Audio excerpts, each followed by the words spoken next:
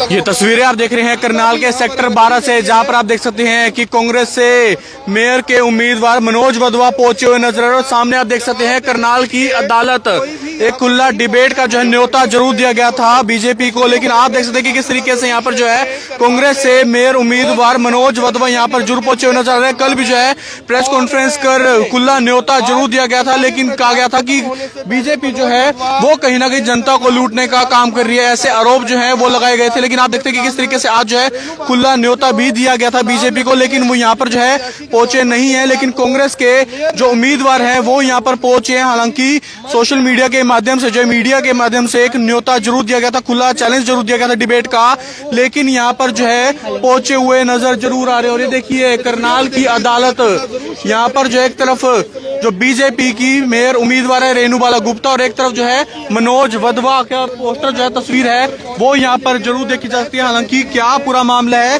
क्या अपनी बात रखेंगे, उसको जो है कहीं ना कहीं एक बारी बातचीत भी करेंगे। लेकिन आप देखते हैं कि किस तरीके से आज यहाँ पर जो है फिलहाल यहाँ पर जो है बातचीत जरूर करते हुए नजर आएंगे। लेकिन आप देखिए कि किस तरीके से सामने से जो है यहाँ पर करनाल की अदालत जरूर लिखा गया, एक बारी उनसे भी जो है बातचीत करने का प्रयास जरूर करेंगे। देखते हैं कि किस तरीके से यहाँ पर जो है फिलहाल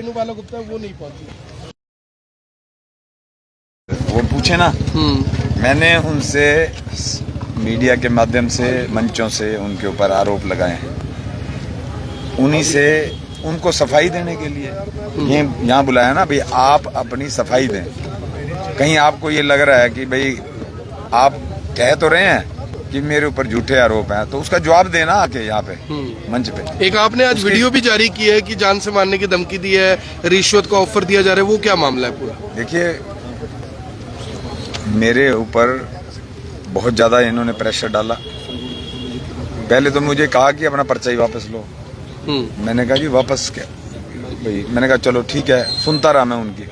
उन्होंने कहा कि भाई अगर देखो हमने आपको बता दिया है, आप जो ये उसके बाद आप जो ये इतने बड़े बड़े भ्रष्टाचार के वो लगा रहे हो आरोप, आप ये कहना बंद कर दो। मैंने कहा जी जो भ्रष्टाचार हुआ है, जो हमारी एक जिम्मेवारी बनती है करनाल के प्रति, करनाल की जनता के प्रति, आज हम उन मुद्दों को तो उठा रहे हैं। अगर गलत बात कर रहे हैं तो उसका जवाब तो दिया नहीं अभी तक। उन्होंने एक बार भी किसी भी बात का खंडन किया हो तो बता दो।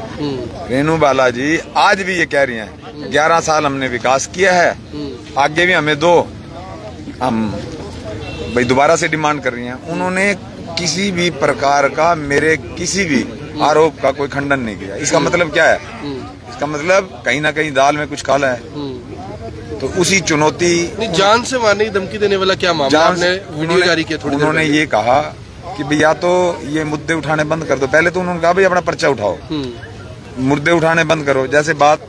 उसके बाद नहीं कहा भाई ऐसे भाई क्यों अपनी जान का दुश्मन बना हुआ है। तो मैंने कहा कोई बात नहीं, एक जान तो ले ली, दूसरी भी ले लेंगे। कोई किसने बोली? फोन आया या आपके पास आया? ऐसे मेरे पास ही आए थे। लेकिन अब देखो मेरी बात सुनो, भाजपा के अंदर मेरे भले मैं वहां से छोड़ के आ गया हूँ, लेकिन संबंध तो मेरे भाईचारा तो है। ये थोड़ी बात है कि भाई मेरे भाईचारा भी खत्म हो गए। तो उन्होंने कहीं ना कहीं अलर्ट किया आपको? आप देख लो, मैं तो आपके सामने आपके माध्यम से सरेआम आपको कह दिया, अगर कल को कोई ऊंच नीच होती है तो मैंने तो आप करनाल की जनता के ऊपर छोड़ दिया। जगमोहन जी ने बोला कि अगर बहस ही करवानी है तो दीपेंद्र हुड्डा को बुलाओ, वहां से भूपेंद्र हुड्डा को बुलाओ, तो बहस में कहते खुद आगे करूंगा। हमारे आदरणीय भाई साहब पता नहीं किस तरीके की, जिसकी कोई रेलिवेंसी नहीं है बात की, इस तरीके की बात कर रहे हैं। चुनाव लोकल हो रहा है और बात कर रहे हैं राष्ट्रीय स्तर के नेताओं की। कोई तरीका बनता है? जिसने ये घोलमाल किया है, जिसने ये घोटाला किया है, वो तो पीछे छुप रही है उनके, उसको पीछे छुपा रखा है। जगमोहन जी तो मुझे नहीं समझ आता भाई किस तरीके से उसकी पैरवी कर रहे हैं। जिस लेडी ने उनके चुनाव के अंदर उनका इतना बड़ा विरोध किया कि कई का रोल अदा करने का काम किया उन्होंने, और आज वो उनकी पैरवी कर रहे हैं। बिल्कुल, आप देखो ना कि किस प्रकार से जब उनको टिकट नहीं मिली, उनकी आपने उस समय उनका फेस देखा था, क्या शक्ल थी उनकी। तो ऐसे लग रहा था जैसे उनके टिकट के ऊपर रजिस्ट्री होगी हो, उनके अलावा किसी और को टिकट, किसी को मौका मिल ही नहीं सकता। आपने देखा है खुद। अब ये मैं नहीं बात कह रहा अपने मुंह से, आपने सभी करनाल के लोगों ने देखा था कैसे उन्होंने विरोध किया था।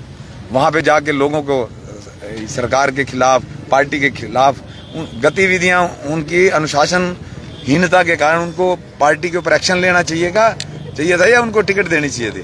ये अब आपने मतलब क्या प्रकरण सारे हैं। अभी मुख्यमंत्री जी ने, नायब सैनी जी ने एक बड़ा बयान दिया स्टेज के ऊपर से कि भाई ये उन्होंने ये कहा, त्रिलोचन सिंह जी जो हमारी पार्टी छोड़ के गए हैं, भाई ये बाई इलेक्शन में मेरे साथ थे। तो देखिए मतलब देखो क्या कमाल की बात है। नरेंद्र सांगवान ने तो खुद को आप ये देखो, खुद के पीठ में तो छुरा घोपा ही घोपा, पार्टी की पीठ में भी छुरा घोपा। कोई ऐसा भी करता है चुनाव खुद लड़ रहा हो और वोट मांग रहा हो, अपने लिए ना मांग के बीजेपी के लिए वोट मांगे उन्होंने। तो क्या सेटलमेंट, मतलब ये क्या, मतलब ये भी क्या थी? आपके भी सूत्र हैं, सेटलमेंट क्या था? सेटलमेंट तो देखो मैं कोई जो बातें थी शहर के अंदर उस समय, अगर इस तरीके के अब उन्होंने मुख्यमंत्री जी ने बोला, इसका मतलब कोई ना कोई घालमेल था, उनको कुछ ना कुछ प्रलोभन दिया होगा, तभी तो इस तरीके का। अब तो ये भी कहा कि वो बोल रहे थे मैं बाद में आ जाऊंगा, अभी नहीं आता। हाँ तो वो देख लो ना आप, मतलब सारी चीजें परते खुल के अपने आप उन्होंने खोल दी हैं और वो खुद खुश हो रहे थे जैसे पता नहीं कितनी बड़ी अचीवमेंट कर दी हो। मतलब उनकी सरेआम मुख्यमंत्री जी उनकी बेइज्जती कर रहे हैं और वो हंस रहे हैं, खड़े होके अभिवादन स्वीकार कर रहे हैं जनता के बीच में खड़े होके। उन्होंने तो कबूल है भी बोला। कबूल है मतलब आप खुद देखो कि हमें पहले जरूर दुख हुआ था, लेकिन आज जब उनकी कार्य प्रणाली देखी, जो उनके क्रियाकर्म कुकर्म देखे हैं, तो ये हो गया कि मैंने कहा तो ये तो सही पूछो तो सफाई हो गई है। ये तो स्लीपर सेल का काम कर रहे थे पार्टी के अंदर। त्रिलोचन ने क्यों स्लीपर सेल कह रहे हो आप? मैं कह रहा हूँ कि और क्या, आप जो आदमी अपना चुनाव लड़ रहा है वो अपना वोट मांगने की बजाय मुख्यमंत्री जी के लिए जो उनके अपोजिट पार्टी के खड़े हैं उनका चुनाव लड़ रहे हैं, यानी उनके लिए वोट मांग रहे हैं, उनको घर पे चाय पिला रहे हैं, तो इसका मतलब क्या है? 2 घंटे वो जनता के सामने एक्सपोज हो चुके हैं। 2 घंटे 2 मिनट रह गए अब चुनावी प्रचार खत्म होने में। करनाल की जनता बस अभी कहना चाहेंगे? अब देखो वो मैडम बुला रहे हैं ऊपर, पहले वो कर ले। आप देख सकते हैं कि किस तरीके से यहाँ पर जो फिलहाल कुछ ही समय रह चुका है चुनाव प्रचार को, और कहीं ना कहीं जो है यहाँ पर जमकर जो है बीजेपी पर बरसते हुए नजर आ रहे हैं। आज आपको बता दें कि आज जो है खुला न्योता जरूर दिया गया था बीजेपी के नेताओं को, हालांकि एक चैलेंज जरूर रखा गया था, गीता लेकर पहुंचे हुए नजर आ रहे हैं। ये देखते हैं कि किस तरीके से कहा गया था कि अगर बीजेपी घोटाला नहीं करती है, या करनाल से विधायक पर जो सीधा निशाना साधते हुए नजर आते कि अगर वो जो है ऐसे में समर्थन उनका करें जो घोटाला करते हैं, बीजेपी पर कहीं ना कहीं जमकर निशाना जरूर साधता था। और फिलहाल आप देखते हैं कि किस तरीके से पोस्टर लगा हुआ है करनाल की अदालत, और एक तरफ फोटो लगी हुई है रेणु बाला गुप्ता की और दूसरी तरफ जो है फोटो लगी हुई है मनोज वधवा की। हालांकि क्या अपनी बात रखते हैं वो बहरहाल देखने वाली बात होगी। रिपब्लिक और डेमोक्रेटिक पार्टी के उम्मीदवार आमने सामने बैठते हैं, अपने विचार रखते हैं और जनता को यह तय करने में आसानी होती है कि उन्हें किससे चुना जाए। लेकिन हिंदुस्तान में ऐसा पहले कभी नहीं हुआ है और आज करनाल में पहली बार एक ऐसी डिबेट का गवाह बनने जा रहे हैं जहां हमारे मेयर के उम्मीदवार विचार रखेंगे और जनता ये फैसला करेगी कि उन्हें किसके साथ आगे जाना चाहिए। ये कदम उठाया है हमारे मनोज वधवा जी ने, जिन्होंने खुली चुनौती दी है करनाल के विकास के खिलाफ, और खुलकर बहस होनी चाहिए यहाँ पे। और हमें बताया है कि हमारी मौजूदगी मेयर श्री रेणु बाला गुप्ता जी भी इस बहस में शामिल होंगे, लेकिन वो इस मंच पर अभी तक नहीं आई हैं और कुछ ही समय में उनके आने की पूरी संभावना है। अब सवाल यह उठता है, क्या रेणु बालाजी गुप्ता जनता से भागने की कोशिश तो नहीं कर रही, या फिर 11 सालों का हिसाब देने के लिए ये कोई रणनीति बनाई जा रही है?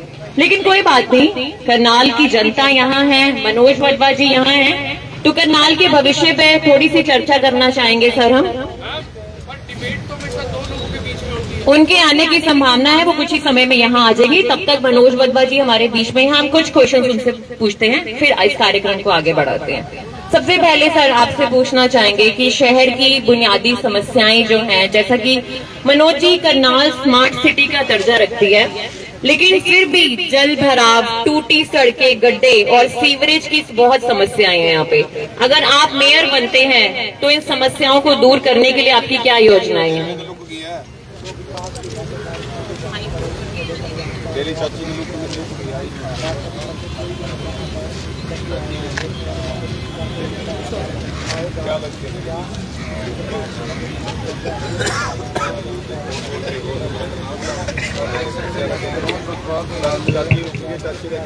सामने जो आप सोनम जी, थोड़ा तेज बोलो। सोनम जी, मैं 2013 से लेके 2018 के बीच करनाल नगर निगम का डिप्टी मेयर रहा और करनाल का जन जन ये जानता है कि उस दौरान 5 साल के अंदर मैंने कितना काम किया। जब 2013 के अंदर हम एमसी बने थे तो जो हमारी मौजूदा मेयर है, हमने सभी एमसी भाइयों के सहयोग से रेणु बालाजी को मेयर बनाने का काम किया था। हमारे करनाल का मैं उस समय तो कहूंगा कि दुर्भाग्य ही रहा कि हमने एक ऐसी मेयर चुनी जिनका खुद का कोई विजन नहीं था, जिनकी खुद की कोई सोच नहीं थी। वो एक घरेलू मतलब व्यक्तित्व की मालकिन थी, राजनीतिक नहीं थी। वो राजनीतिक तौर पे वो पिछड़ी हुई थी, ये कह लो आप। जितने भी एजेंडे करनाल शहर के अंदर जब डेवलपमेंट की बात थी, विकास की बात थी, तो उनकी तरफ से एजेंडे के अंदर कोई एक भी कार्य नहीं रखवाया गया। सिर्फ अगर कार्य रखवाए गए तो उनके जो वार्ड नंबर, जिस वार्ड से वो 12 नंबर वार्ड से आई, बनी थी मेयर, पार्षद बनी थी, और मेयर तो खैर हमने बनाया था। उन्होंने जितनी भी सड़कों का उसमें टेंडर लगवाया, उन्होंने एक एक सड़क को 3-3, 4-4 बार उखड़वा के बनवाने का काम किया। ये उनका विजन था। और दूसरी तरफ करनाल शहर के अंदर उसमें नए नए प्रोजेक्ट, विश्व स्तरीय प्रोजेक्ट मैं कहूंगा। करनाल के अंदर सबसे पहला जो प्रोजेक्ट मैंने नगर निगम की मीटिंग के अंदर रखा वो ये था ओपन एयर जिम। पूरे हिंदुस्तान के अंदर कहीं भी नहीं वो प्रोजेक्ट था। मैं विदेश गया हुआ था घूमने, तो वहां मैंने वो प्रोजेक्ट देखा। तो उस प्रोजेक्ट को अमली जामा पहनाने का काम करके मैंने निगम के एजेंडे के अंदर वो कार्य डलवाया। और उस कार्य को, हालांकि हमारी जो उस समय कमिश्नर थी, मैडम थी, उन्होंने कहा कि इस तरीके का कोई प्रोविजन ही नहीं है, लेकिन मैंने कहा कि हम इस काम को करना चाहते हैं, कुछ नया करना चाहते हैं। तो मैंने वो जो जिम ये इंस्ट्रूमेंट बनाते हैं कंपनियां, उनसे संपर्क किया, जो खेल का सामान बनाती हैं कंपनियां। तो 2-3 कंपनियों का हमारे पास कोटेशन आया। हमने सबसे पहला जो जिम है वो करनाल, उस समय जो वार्ड नंबर 9, ये सेक्टर 13, जिसमें सेक्टर 13 एक्सटेंशन होता था, मैं उस समय वहां का पार्षद भी बना था। वहां से सबसे पहला जिम वहां वार्ड नंबर 9 के अंदर, जो अब 10 नंबर है, उसमें लगवाने का काम किया। वो जिम का प्रोजेक्ट हमारा इतना सक्सेसफुल रहा कि सरकार ने उसको हाथों हाथ लेते हुए हिंदुस्तान के गांव से लेके हिंदुस्तान के बड़े बड़े मेट्रोपॉलिटन सिटी के अंदर वो प्रोजेक्ट लगाने का काम किया। और जिसका श्रेय, हालांकि मुझे तो काम करने की लालसा थी कि मुझे अपने शहर के लिए, अपने निगम के लिए काम करवाने हैं, लेकिन उसका श्रेय भी सरकार ने अपने आप लेने का काम किया, जबकि वो प्रोजेक्ट टोटली तौर पे मेरा प्रोजेक्ट था। उसके बाद पूरे जितने भी करनाल की पार्क हैं, उसमें काफी सारी पार्कों के अंदर वाईफाई की व्यवस्था हमने की, वरना किसी सार्वजनिक स्थल पे तो वाईफाई का प्रोजेक्ट होता था, लेकिन पार्कों के अंदर कोई ऐसी व्यवस्था नहीं थी। तो हमने उस प्रोजेक्ट को निगम की हाउस की मीटिंग के अंदर रखा, उसको लागू करवाया। पहले ये तारकोल की जैसे ये सड़कें बनी हुई हैं, इस प्रकार की सड़कें बना करती थी पूरे हरियाणा प्रदेश के अंदर। हाँ, हमारे सेक्टर 13 के अंदर ही एक पायलट प्रोजेक्ट हुआ था टाइल्स का, कालरा मार्केट हमारे यहाँ पे है, उसके बैक साइड पे, लेकिन वो प्रोजेक्ट आगे किसी ने बढ़ाया नहीं। तो मैंने वो नगर निगम की मीटिंग के अंदर एजेंडे में रख के पूरे वार्ड की, करनाल के जितने भी 20 वार्ड थे, हमने ये एक निर्णय लिया निगम की मीटिंग के अंदर एजेंडा रख के कि हम अब सड़कें आगे से टाइल वाली बनवाएंगे, क्योंकि बारिश आने के बाद या सामग्री बेकार लगने की वजह से ठेकेदार अच्छी सामग्री नहीं लगाते, तो वो सारी टाइल वाली सड़कें हम जो इंटरनल सड़कें बनेंगी, होम टाइल वाली सड़कें बनाएंगे। और हमने ये प्रोजेक्ट भी उसके बाद पूरे हरियाणा के अंदर लागू हुआ। टाइम हो गया 5 से 10 मिनट। और उसके बाद डिबेट चल रही है, रेणुवाला आपके सर को पूरे करनाल में पता आपने वोट किया है, लेकिन रेणुवाला मैम को बुलाओ। अब कहो तो मैं, मीडिया के सारे साथी खड़े, इनको को फोन करें। मेरा मोबाइल कहाँ है भाई? लो हम कर दे, मैं फोन कर देता हूँ।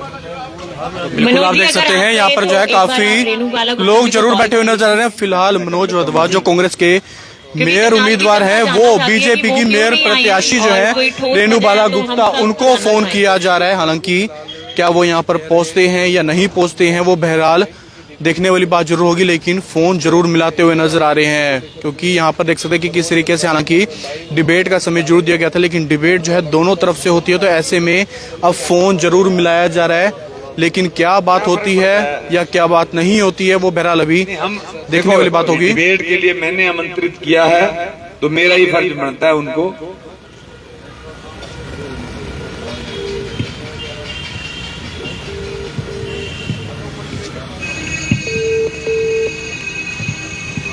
ये देख लो भाई, कभी कभी आप कहोगे नंबर 9991300059।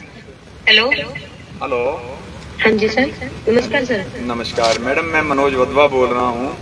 हाँ जी सर बोलिए ना। तो मैं प्रिया बात कर रही मैडम हूँ। रेणुबाला जी से बात हो सकती है? नहीं सर, अभी मैडम जी का इंटरव्यू चल रहा है सर। तो ये हमने यहाँ पे उनके साथ डिबेट के लिए उनको आमंत्रित किया था। सर कब किया था आपने? माना ये पूरे मीडिया के अंदर आया हुआ है। चलो सर मैं, हमारे पास नहीं आया ये मैसेज अभी। हाँ जी, हमारे पास सर इसका कोई मैसेज नहीं आया सर। अच्छा पूरे आप अच्छा मीडिया देख नहीं रहे होंगे? नहीं। अच्छा चलो आप मैडम से पूछ ले कि हम उनको आमंत्रित करते हैं 12 सेक्टर की पार्किंग में पाठक हॉस्पिटल के पास। सर आपका मैसेज मैं उन तक दे दूंगी, बट मैं ना मैडम का प्रोग्राम कोऑर्डिनेट कर रही हूँ, बट मैम फ्री नहीं हो पाएंगे इस प्रोग्राम के लिए। अच्छा मतलब वो जवाब देना नहीं चाहते, मतलब डर गए? मैम जवाब देने की बात नहीं सर, मैम प्रोग्राम में है। चलो ठीक है जी, धन्यवाद धन्यवाद। फिर भी एक बार पूछ लेना। ओके सर, आपका मैसेज कह देना मनोज वधवा जी का फोन आया था, जी जी उनके छोटे भाई हैं। जी आपका मैसेज उन तक दे दूँ हाँ, सर मैं। हमारी तो बड़े आदरणीय भाभी जी हैं। Okay sir. कोई नहीं, 10-15 मिनट कहो तो हम वेट कर लेते हैं। तो जी उन्होंने फोन कट कर दिया। चलो पहले ऑफिशियली इनवाइट किया नहीं, मीडिया के माध्यम से उनको ये इतने बताओ, जब हालांकि मुझे भी नहीं पता था, मैंने मीडिया के माध्यम से देखा है। हाँ सभी ने हमारे एक तरफ से वो हुआ कि भाई हमें ये थोड़ी पता था भी नहीं आएंगे वो। चलिए हम 10-15 मिनट और मैम का देखो वेट मैं करते हैं। वैसे आपको बता रहा हूँ, अंदाजा तो मेरे को था कि वो नहीं आएंगे, लेकिन बहुत लोगों का ऐसा मानना था कि वो आएंगे। 24 घंटे से ज्यादा समय हो गया जब मैंने उनको प्रेस के माध्यम के मित्रों से के माध्यम से उनको बुलाने का और उनके पति को बुलाने का चुनौती दी थी। वो एक साथ यहाँ आते, उनके पास एक बहुत बेहतरीन मौका था कि वो यहाँ आते और पिछले 11 सालों के अंदर जो उन्होंने करनाल की जनता के साथ जुल्म किया है, भ्रष्टाचार किया है, ज्यादती की है, जो 1600 करोड़ रुपए के डेवलपमेंट के पैसे का भ्रष्टाचार किया है, घपला किया है, करनाल के जनता के गाढ़े खून पसीने की, उनके हक की कमाई को दोनों हाथों से लूटा है, अवैध कॉलोनियां काटी, यहां तक कि भगवान राम के नाम जानी जाने वाली रामलीला ग्राउंड की जमीन को भी नहीं छोड़ा।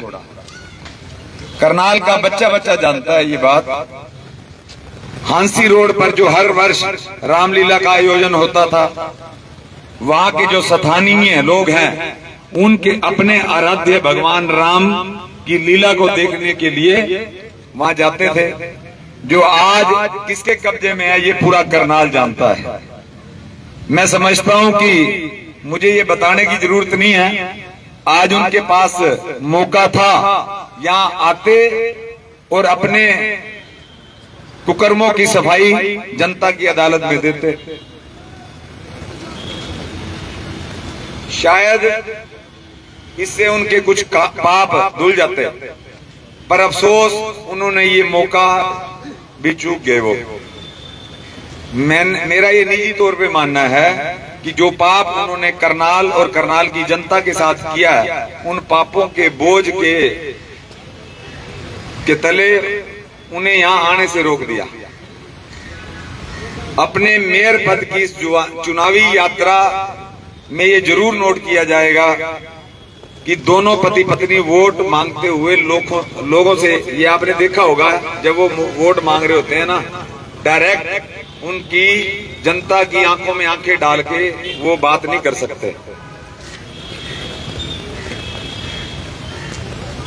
करनाल की जनता ध्यान दे, मेयर और उनके पति ने अपने आप को विधायक जगमोहन आनंद जी के पीछे छुपाया हुआ है।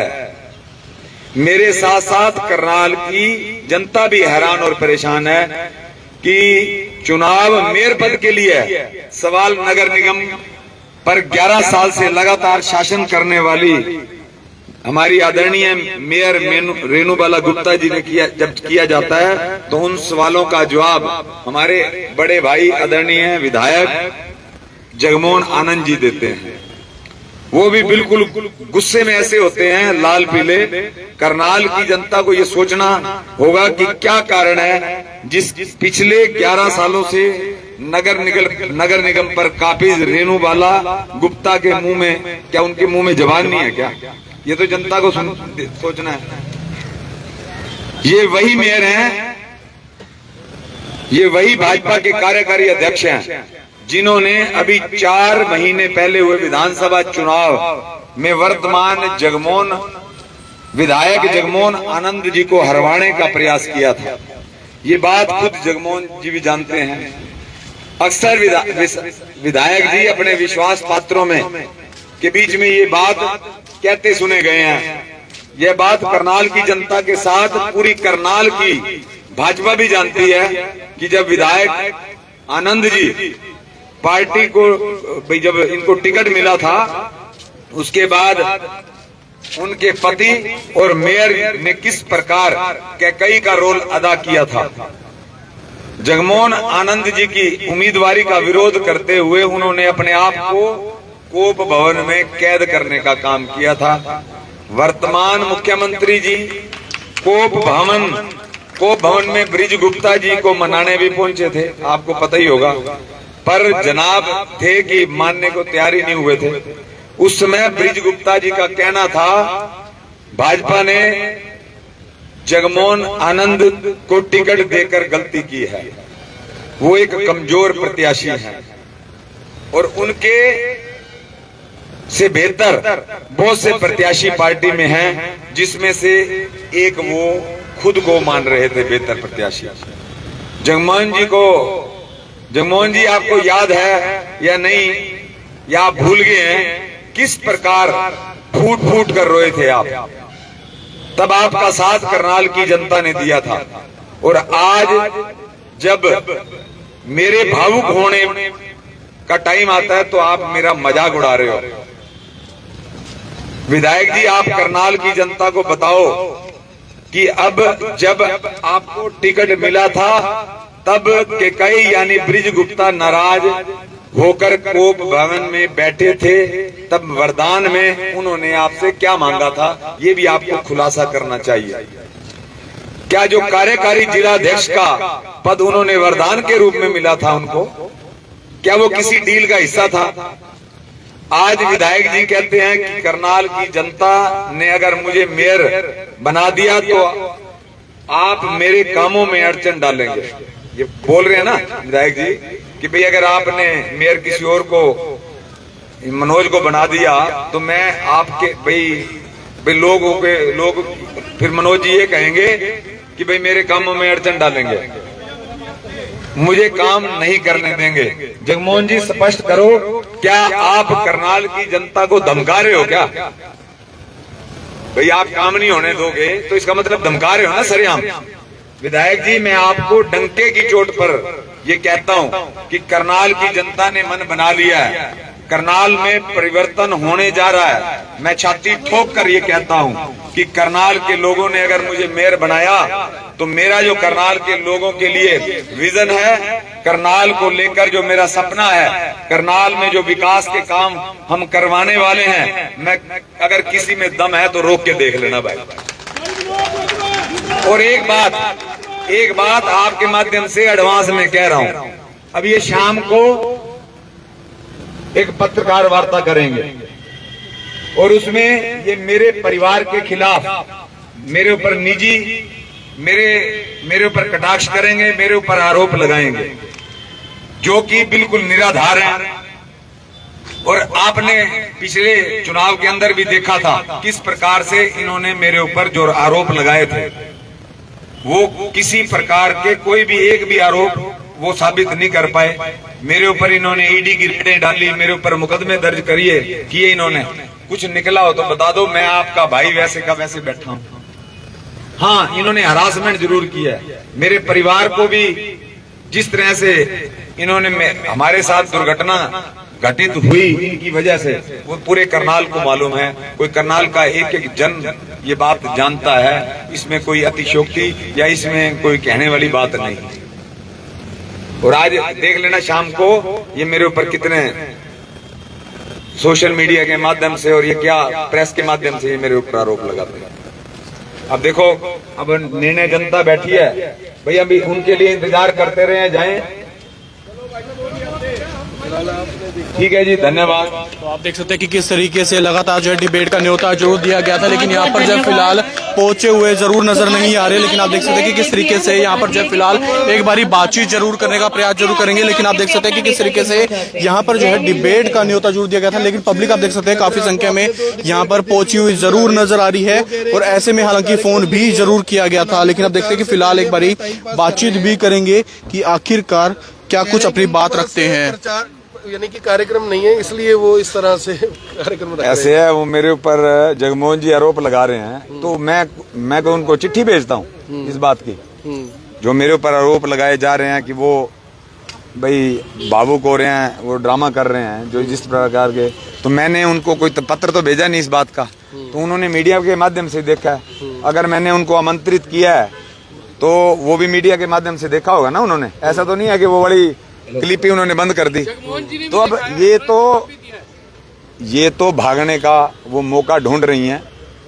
उनके पास कहने के लिए कुछ नहीं है, कोई जवाब नहीं है, क्योंकि जनता के सामने 11 साल का उनको हिसाब, जो भ्रष्टाचार उन्होंने किया है, भ्रष्टाचार का हिसाब जब देने की बात है तो अब वो इस तरीके की बातें कर रही हैं, वो जवाब देने से भाग रही है। चुनावी प्रचार खत्म हो रहा है, आज करनाल के लोगों से कुछ कहना चाहेंगे? बिल्कुल, मैं आपके माध्यम से करनाल की जनता को यह हाथ जोड़ के निवेदन करता हूं, समय बहुत कम मिला है और बहुत सारी जगहों पर मैं जा भी नहीं पाया हूं, लेकिन करनाल की जनता, जिसे मैं अपना परिवार मानता हूं, ये समझती है जनता कि मनोज जिस विजन को लेकर, जिस तरीके का उसकी कार्य करने की कार्य प्रणाली है, उसको देखते हुए अगर मैं उनके बीच में नहीं भी गया हूं, उन्होंने इस बात को समझते हुए कि अपने भाई, अपने बेटे को उन्होंने वोट भी करना है, मेयर भी बनाएंगे।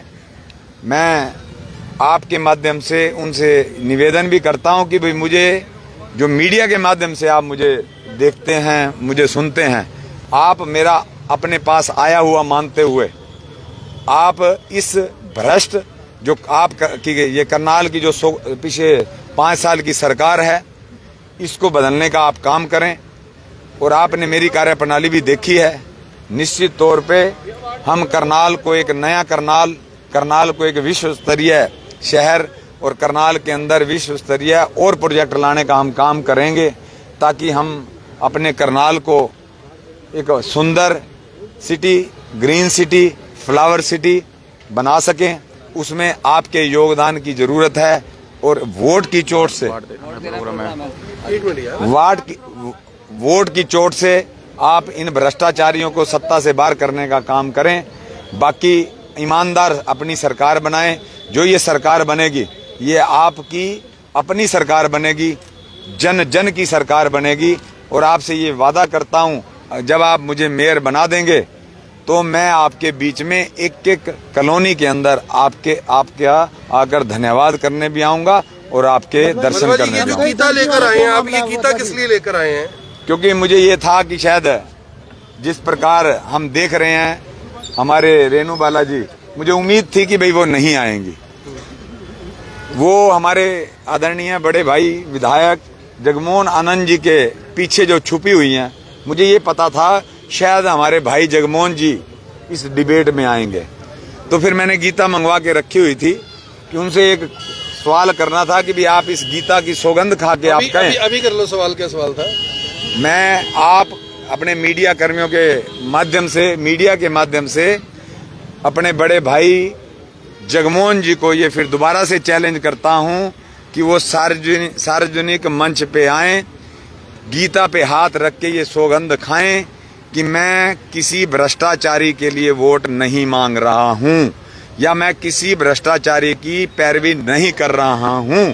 मैं आपके माध्यम से विधायक अपने बड़े भाई जगमोहन जी को ये आमंत्रित करता हूं, वो आए और अपनी आप सफाई ये दें। कसम खा सकते हैं? बिल्कुल, आप देख सकते हैं कि किस तरीके से यहाँ पर जो है लगातार एक डिबेट का जो है न्योता जरूर यहाँ पर दिया गया था, लेकिन देख सकते हैं कि किस तरीके से हालांकि आरोप प्रत्यारोप जरूर लगते हुए नजर आ रहे हैं। यहाँ पर जो फिलहाल एक ही मंच पर भाजपा की जो मेयर उम्मीदवार है रेणु बाला गुप्ता, उनको न्योता जरूर दिया गया था।